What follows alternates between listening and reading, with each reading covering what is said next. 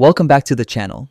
If you've ever wanted to showcase videos from Dailymotion directly on your WordPress site, you're in the right place.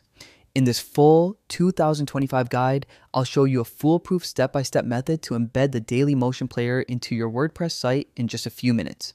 Whether you're a blogger, business owner, or content creator, this is an easy way to boost engagement with rich media on your website.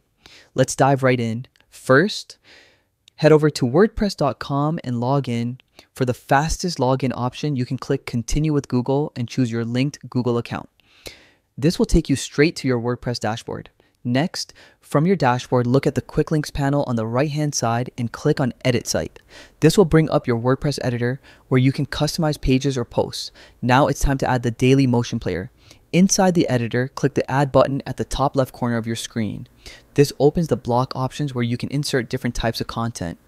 In the search bar, type Dailymotion. You'll see an option called Dailymotion Embed. Go ahead and select that. Once the embed block is added, you'll simply need the URL of the Dailymotion video you want to feature.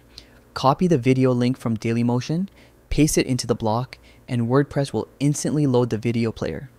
That's it. Your Dailymotion video is now fully embedded and ready to go live on your page or post. You can reposition the block, adjust the layout, or even add text and images around it to give it context. By following this quick process, you can easily integrate high-quality video content into your WordPress site, keeping your visitors more engaged and encouraging them to spend more time on your pages. And there you have it, a complete 2025 guide to embedding the Dailymotion player into WordPress in just a few simple steps. If you found this tutorial helpful, don't forget to hit the like button, subscribe for more WordPress tips, and drop a comment if you'd like me to cover other site integrations. Thanks for watching, and I'll see you in the next one.